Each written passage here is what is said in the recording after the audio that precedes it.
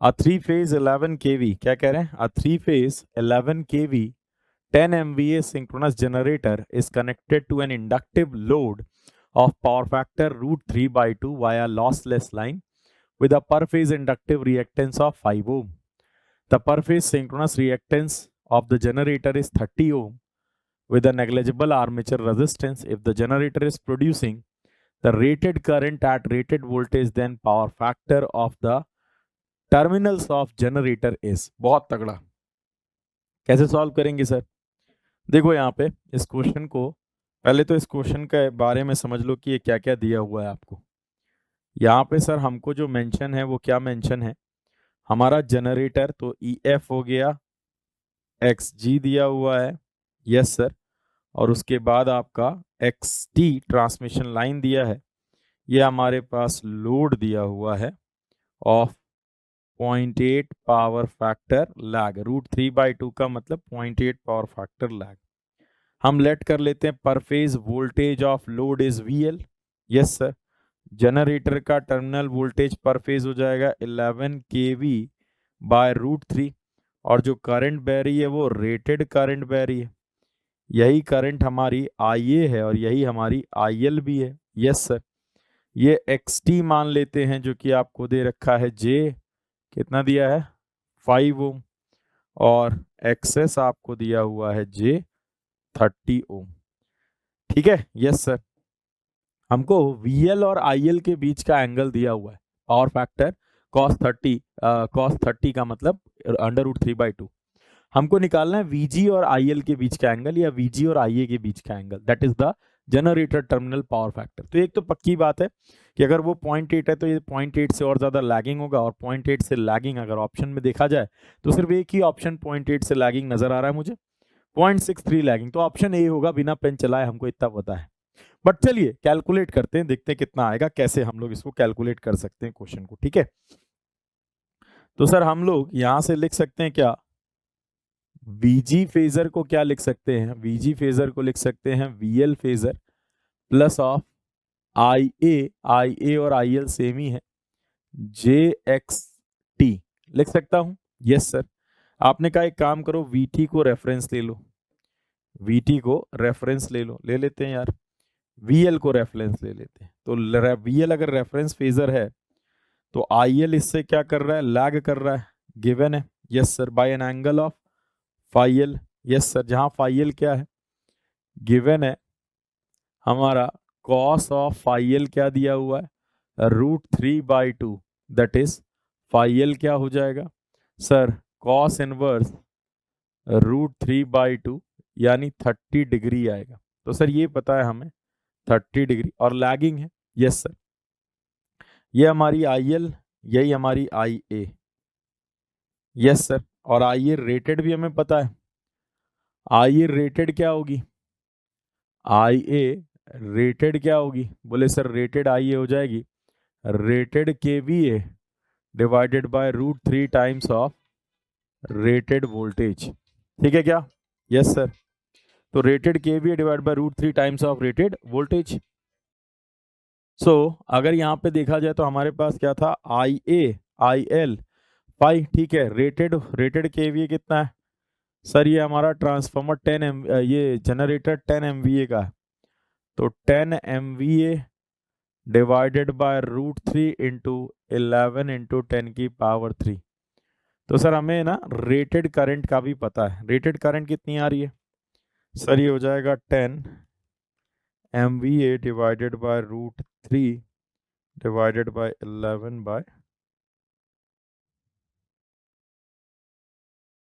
524.86 ampere, ठीक है, yes sir. अब आ जाओ वापस से फेजर डायग्राम पे, तो यार VG क्या होगा, VL प्लस ऑफ IAXT, चूंकि रेजिस्टेंस है नहीं तो आपने बोला सर यहाँ से IL से ना, IL से 90 डिग्री पे एक लाइन खींच दो सर। ये लाइन जो रिप्रेजेंट कर रही है वो आपका रिप्रेजेंट करेगी JIAXL फेजर को, तो मैग्नीट्यूड वाइज IAXT है, बट मैं यहाँ पे जे इसलिए लिख रहा हूँ कि ताकि हमारी इक्वेशन नजर आए, बस इसलिए, ठीक है। ये magnitude wise I A X T है, ध्यान रखना। तो ये हमारे पास क्या आ जाएगा सर, ये हमारे पास आ जाएगा वीजी, ये हमारे पास आ जाएगा वीजी। हाँ, वीजी और आई ए, वीजी और आई ए के बीच का जो एंगल है वही आपके जनरेटर टर्मिनल वोल्टेज का एंगल है, तो सबको नजर आ रहा है।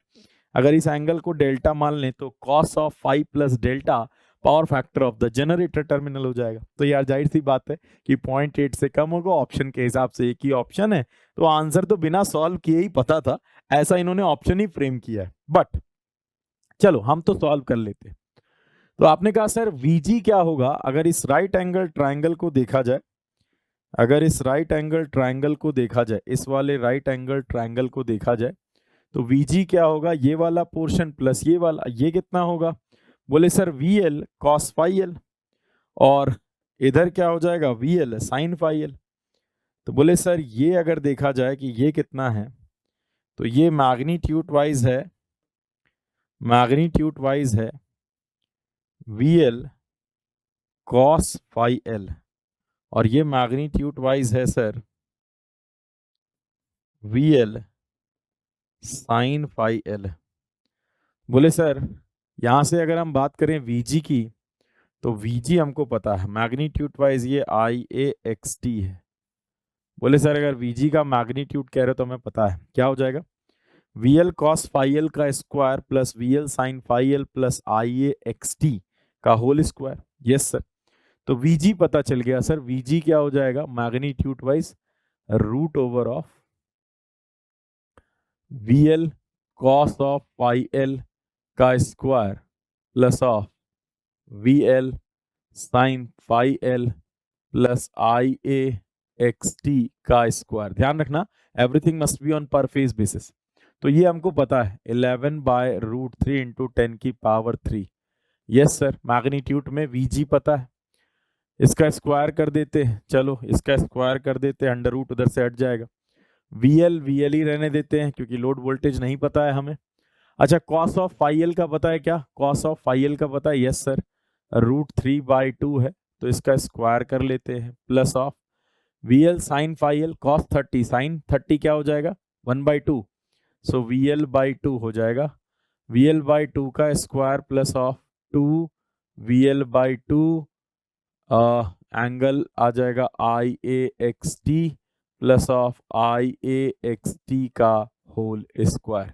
बहुत तगड़ा, वैल्यूज रख देते, तो वैल्यू रख दे तो हमारे पास जो इक्वेशन है वो सिर्फ केवल क्वाड्रेटिक इक्वेशन का फॉर्मेट पकड़ लेगा। यस सर, तो आपने बोला सर ये हो जाएगा 3/6 है ना, और वी एल बाई 2, तो चलो इसको अरेंज करते हैं, ये हो जाएगा सर वी एल स्क्वायर और 3/4 वी एल स्क्वायर और वी एल स्क्वायर, सो ये हो जाएगा 4 वी एल स्क्वायर बाई 4, यानी वी एल स्क्वायर ही आ जाएगा, ये आ जाएगा V L square plus of 2 V L by 2, V L बच कट कैंसल आउट हो जाएगा, आइए है 524, आइए है 524.86 इंटू एक्स टी आपके पास दिया हुआ है 5 ohm, yes sir, into V L है ना, और आपके पास आ जाएगा सर ये सारा इधर आ गया माइनस में आ जाएगा,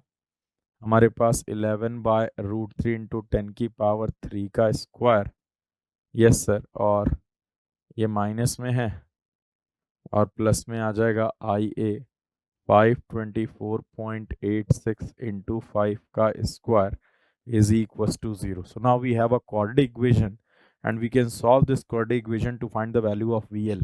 लोड वोल्टेज यहां से कैलकुलेट किया जा सकता है, ठीक है क्या, यस सर। तो चलिए भाई लोड वोल्टेज यहाँ पे कैलकुलेट कर डालते हैं, तो सर ये हो जाएगा 524.86 इंटू 5, और सर ये आ जाएगा माइनस में 11,000/√3 प्लस ऑफ का स्क्वायर है ना, प्लस ऑफ आपका आ जाएगा 524.86 इंटू 5, का स्क्वायर। बहुत बढ़िया। तो सर हमारे पास दो वैल्यू आ रही है। एक वैल्यू तो आ रही है माइनस में 7241.50, we discard the negative value. और दूसरी वैल्यू आ रही है 461870.5 वोल्ट्स। तो हम यहाँ पे कौन सी वाली वैल्यू को डिस्कार्ड कर देंगे? नेगेटिव वैल्यू को डिस्कार्ड कर देंगे, पॉजिटिव वैल्यू को सेलेक्ट कर लेंगे। सो VL must be equals to 4618.705 volts. We discard this and select this. Yes sir.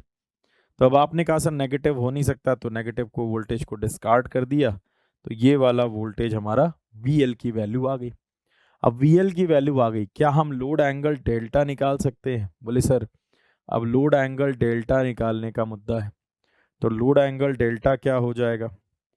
बोले सर लोड एंगल डेल्टा भी नज़र आ रहा है, अगर आप ध्यान से देखिए तो ये वाला मैग्नीट्यूड क्या होगा?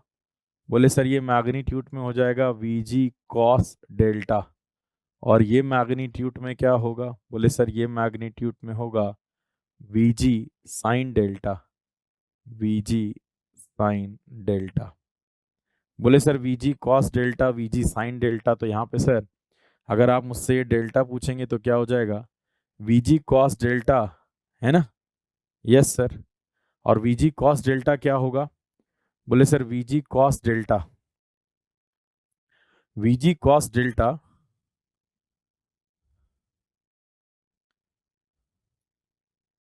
Minus VG cos delta minus VL, ये वाला एंगल आ जाएगा। और सर यहाँ से देखा जाए तो VG साइन डेल्टा ये आ जाएगा। तो ये मैग्नीट्यूड IAXT क्या हो जाएगा? बोले सर राइट एंगल ट्रायंगल नजर आ रहा है, IAXT का मैग्नीट्यूड क्या हो जाएगा? IAXT का मैग्नीट्यूड का स्क्वायर क्या हो जाएगा? रूट ओवर ऑफ का मैग्नीट्यूड का स्क्वायर क्या हो जाएगा? इस वाले राइट एंगल ट्रायंगल को अब आपको देखना है, इस वाले राइट एंगल ट्रायंगल को देखना है। तो यार इसका परपेंडिकुलर तो IAXT है मैग्नीट्यूड में, ये क्या है? VG cos delta minus VL। Yes sir. So VG cos delta minus VL। बोले सर ये हो जाएगा VG cos delta minus VL का square plus of VG sine delta का स्क्वायर। बोले sir cos square delta sine square delta तो one ही हो जाना है, बचना क्या है ये? सर यहाँ से अगर देखा जाए तो VG square cos square delta, VG square sine square delta, सिर्फ VG स्क्वायर बचेगा, प्लस 2VG प्लस क्या माइनस आ जाएगा, प्लस में VL का square minus 2VG VL cos delta, magnitude wise ये IAXT के स्क्वायर के बराबर होगा। बोले सर डेल्टा निकाल लें? निकाल लेते हैं। कॉस डेल्टा क्या हो जाएगा? कॉस डेल्टा हो जाएगा सर, कॉस डेल्टा हो जाएगा sir VG square plus VL square minus IAXT का square upon twice of VG VL। बोले सर वैल्यू रख दो, चलो रख देते हैं फटाफट। VG है 11,000 बाय रूट 3 का स्क्वायर प्लस VL आपने अभी अभी कैलकुलेट किया 4618.705, 4618.705 का स्क्वायर माइनस में आपने कहा सर हमने ये भी कैलकुलेट किया, माइनस में IA 524.86 इंटू 5 का स्क्वायर, और अपॉन में आपने कहा सर ये हो जाएगा 11,000 by root 3 into 2 times of 4618.705। ठीक है क्या? Yes sir. यहाँ से आप डेल्टा निकाल लो यार, डेल्टा निकाल लो, काम बस इतना सा। बोले सर ये हो जा रहा है हमारे पास 11,000 बाय रूट 3, मतलब ये 635 का स्क्वायर कर देते हैं,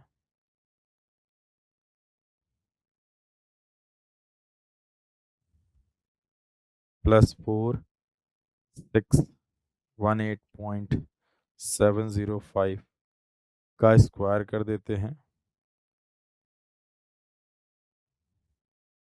माइनस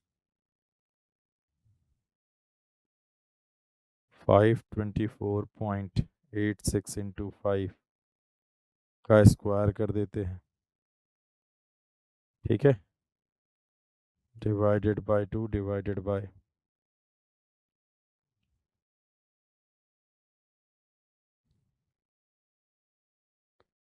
18.705 कर देते हैं, 0.933749 आ रहा है।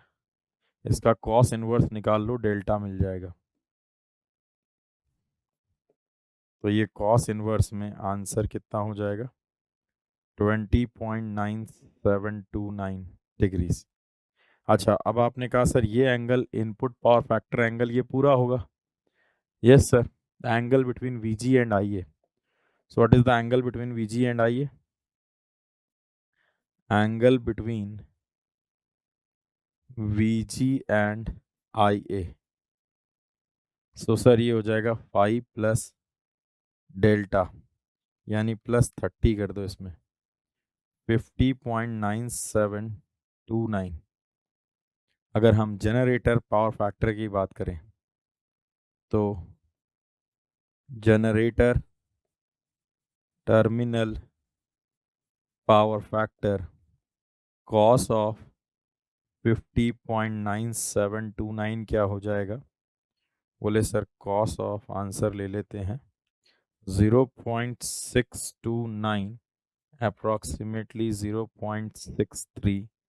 लैगिंग क्यों लिखा हूं? Because sir current IA lags VG। बोले सर ऐसा क्वेश्चन, इतना कैलकुलेशन, अरे ये तो करना ही नहीं था। आंसर तो आपको डायरेक्ट पता था, आपको तो इसमें कुछ लिखना ही नहीं था, आंसर तो डायरेक्ट पता था। क्योंकि भाई ये 30 है तो ये कितना होगा, 30 प्लस डेल्टा, यानी पक्का है कि पावर फैक्टर 0.8 से ज्यादा लैगिंग होगा। और अगर ऑप्शन देखते तो 0.8 से लैगिंग सिर्फ एक ऑप्शन है, तो पेन तो चलानी ही नहीं थी, इसको सॉल्व करने के लिए पेन तो चलानी ही नहीं थी। लेकिन ठीक है, होपिंग कि आपको ये बेहतरीन वे में समझ में आया है। बहुत बढ़िया।